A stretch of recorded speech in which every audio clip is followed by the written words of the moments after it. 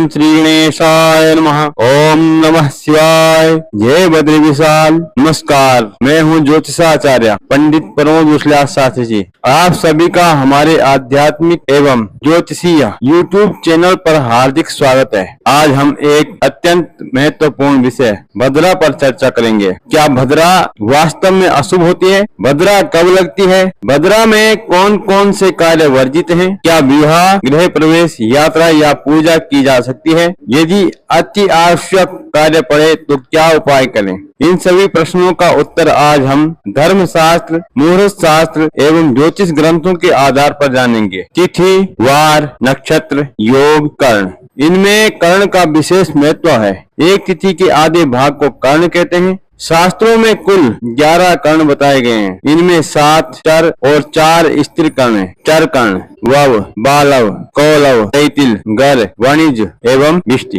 इन्हीं में विष्टि कर्ण को सामान्य भाषा में भद्रा कहा जाता है। शास्त्रीय प्रमाण कुछ इस प्रकार से है।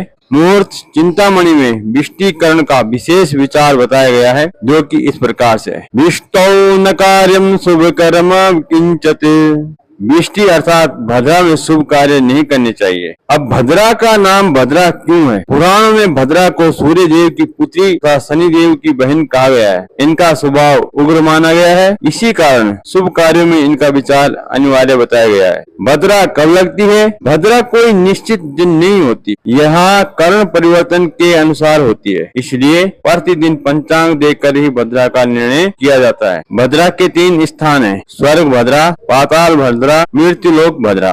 मुहूर्त शास्त्र के अनुसार स्वर्ग भद्रा उतनी कष्टकारी नहीं होती। पाताल भद्रा भी अपेक्षाकृत कम प्रभाव देती है, परंतु मृत्युलोक भद्रा में विशेष सावधानी रखनी पड़ती है। भद्रा में कौन कौन से कार्य वर्जित हैं? शास्त्रों में मुख्यतः विवाह, गृह प्रवेश, नामकरण, यज्ञ आरंभ, प्रतिष्ठा, नया व्यवसाय, भूमि पूजन, शुभ यात्रा, मांगलिक संस्कार। किन कार्यों के लिए भद्रा शुभ मानी गई है, यह बात बहुत कम लोग जानते हैं। भद्रा केवल अशुभ नहीं होती है, उग्र कार्यों के लिए इसे श्रेष्ठ माना गया है, जैसे शत्रु दमन, न्यायालय संबंधी कार्य, शस्त्र अभ्यास, युद्ध, कारागार संबंधी कार्य, रोग निवारण के लिए उग्र अनुष्ठान, तांत्रिक साधनाएं। मुहूर्त मार्तन में उग्र कार्यों के लिए विष्टिकरण को उपयोगी माना गया है। क्या भद्रा में पूजा कर सकते हैं? तो उत्तर है हाँ। दैनिक पूजा, जप, ध्यान, रुद्र अभिषेक, हनुमान चालीसा, सुंदरकांड, शिव आराधना, भगवान विष्णु का स्मरण,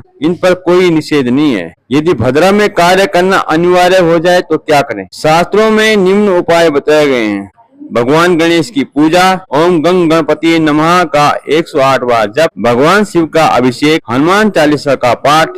पंचांग देखकर भद्रा मुख एवं भद्रा पुच्छ का विचार करें। योग्य ज्योतिषाचार्य से मुहूर्त अवश्य लें। भद्रा मुख और भद्रा पुच्छ क्या है? मुहूर्त शास्त्र में भद्रा के प्रारंभिक काल को मुख तथा अंतिम भाग को पुच्छ कहा गया है।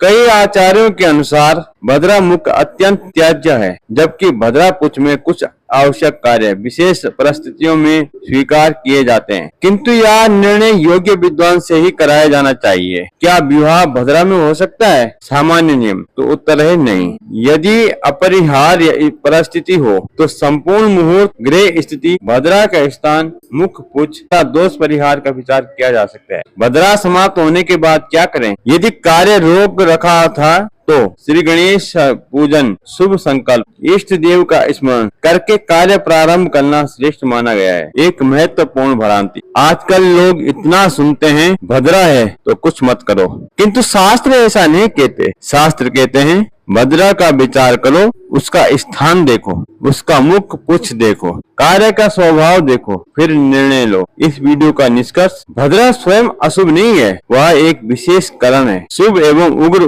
कार्यों के लिए उसके नियम अलग अलग बताए गए हैं।